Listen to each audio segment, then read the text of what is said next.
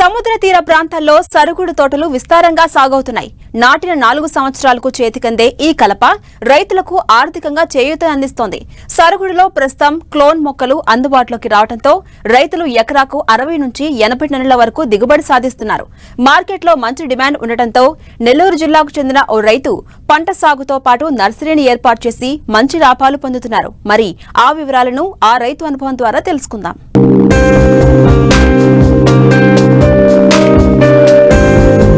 బీడు బంజరు భూములు, ఇసుక నేలలు, ఎర్ర నేలలు, ఆమ్ల క్షార నేలల్లో సైతం సునాయాసంగా పెరిగే కల్పవృక్షం సరుగుడు. పెద్ద పెద్ద గాలులను తట్టుకునే ఈ పంటను నెల్లూరు జిల్లా ఉలవపాడు మండలంలో అధికంగా సాగు చేస్తున్నారు. నీటి వసతి కిందే కాక వర్షాధారంగా కూడా ఈ తోటలను పెంచుకునే ఆస్కారముంది. బలమైన గాలులు వీచే సముద్ర తీర ప్రాంతాల్లో ఈ తోటల సాగు తీర ప్రాంత గ్రామాలకు రక్షణగా ఉంటుంది. సరుగుడు కర్రను వివిధ రంగాల్లో ఉపయోగిస్తారు. కలప గుజ్జును పేపరు తయారీకి వినియోగిస్తారు. అందుకే సముద్ర తీర ప్రాంతమైన ఉలవపాడు మండలంలో వీటి సాగు అధికంగా ఉంది. శ్రమ, పెట్టుబడి తక్కువగా ఉండటం, యాజమాన్యం సులభంగా ఉండటంతో చాలా మంది రైతులు ఈ పంట సాగు పట్ల మొగ్గు చూపుతున్నారు.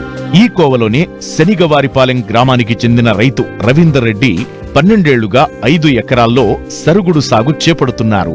ఈ పంట సాగుకు డిమాండ్ అధికంగా ఉండటంతో ఈ ఏడాది 4 ఎకరాల్లో నర్సరీని కూడా పెంచుతున్నారు. నర్సరీతో పాటు 4 ఎకరాలు వేసాను నేను. 4 ఎకరాలు అంగుళం మొక్క, అదే అడుగు మొక్క 40 అంగనాలు వచ్చు ఎటు చూసిన. ఎకరాకి 2800 మొక్క పట్టుద్ది. మొక్క ₹1 ఖర్చు మొక్క వేసేదానికి. ఫస్ట్ గులికలు వేసి వేయాలి, ఏదంటే ఏరు పురుగు రాకుండా ఉంటాయని. నాటేటప్పుడు నీళ్ళు కొంచెం కొంచెం పోస్తాం. తర్వాత వానలు పడితే ఏమో బాగానే పడతాం. వానలు పడకపోతే 10 రోజులకి నీళ్ళు వేయాలి. 6 నెలల దాకా లైట్గానే వేయాలి నీళ్ళు, ఒక తడి అరతడి.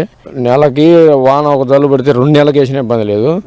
7-8 నెలల తర్వాత నువ్వు 15 రోజులకి వేసినా ఇబ్బంది ఉండదు, కానీ ఇంకా బాగా వస్తాయి 3 సంవత్సరాలకి. కాపు 3.5 సంవత్సరాలకి అమ్ముకోవచ్చు. మధ్యలో ఏమన్నా గాలి కొడితే పొరుగుతుంటాయి, మళ్ళీ లేవ తీసుకోవడం పెద్ద తుఫాను బాబాన్ అయితే. హైట్ పెరగడానికి యూరియా 20 సంవత్సరానికి 2 మూట తిట్టంగా ఇస్తే చాలు. 2 సంవత్సరాలు అయితే చాలు. 3వ సంవత్సరం అవి వచ్చేస్తుంది. 20 యూరియా అదొక్కటి ఇదొక్కట. కొమ్మలు కత్తితో చెలిగేస్తాం 6 నెలలకు ఒకసారి. తర్వాత చెలిగినా చెలకపోయినా పెద్ద పట్టింపు కాదు. తర్వాత మళ్ళీ ఒక 6 నెలల తర్వాత చెలిగితే లైట్గా చెలగటం, లేకపోతే ఇబ్బంది లేదు. బాగా నీళ్లు 15 రోజులకి వేసేవాళ్ళే 3 సంవత్సరాలకు వస్తుంది కొట్టడానికి. కొంచెం నెలకు ఒకసారి వేసేవాళ్ళకి 3.5 సంవత్సరం అట్ట పట్టుద్ది. ఇప్పుడు ఎకరా వచ్చి 4 లక్షలు 3.5 కొంటున్నారు. టన్ను 12,000-11,000 అంటున్నారు. ఎకరాకు వచ్చి 40 నుంచి 65 దాకా వస్తుంది, 65 టన్నుల దాకా. ఈ బుట్టకోన్స్ అనేది ఇసుక నేలకు చెట్టు కాదు, మన గట్టి నేల, పాటి నేల ఎట్టి చెట్టు అవుద్ది. ఇసుక నేలకి సీపైపు అయితే చెట్టు అవుద్ది. మళ్ళీ మామూలు పుట్టుకోన్స్ అయితే ఎరుపుకొచ్చేదన్నా డ్యామేజ్ అవుతాయి. పెట్టుబడి మనం మొగతాలు లెక్కేస్తే ఎకరాకి 1,00,000 దాకా అవుద్ది.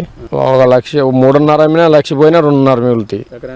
అయితే నీళ్ళు ఉన్న చేను అయితేనే, నీళ్ళు లేని చేను అయితే రావు. మళ్ళీ ఇక్కడికే వచ్చుకుంటారు వ్యాపారస్తులు.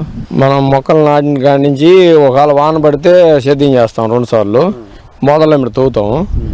ఒకవేళ వాన పడకపోతే చెట్లు వాడేటట్టుంటే నీళ్ళు వేసినాక ఆమె మొదలెమ్మిడి తవ్వి సేద్యం చేస్తాము.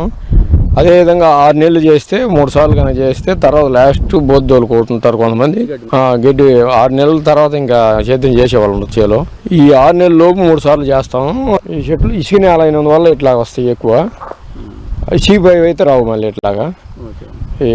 ఈ బుట్టకోన్స్ అయితే ఈ సీనాలకి ఇట్లా వస్తుంటాయి, ఏడాది వస్తుంటాయి. అంత చేను తర్వాత పైన ఇవి వేయకుండా చీపై వేసుకుంటే అవి అయితే నలుపుగానే వస్తాయి, మామూలుగానే వస్తాయి. ఈ టైపు ఈ తెగులు ఈ టైపు రాదు. సరుగుడు చెట్లు నిటారుగా ఉంటాయి. పూర్తిగా పెరగడానికి 3.5 నుండి 4 సంవత్సరాల సమయం పడుతుంది. ఈ చెట్లు పూర్తిగా పెరిగాక వ్యాపారులే రైతుల దగ్గరకొచ్చి కొనుగోలు చేస్తున్నారు.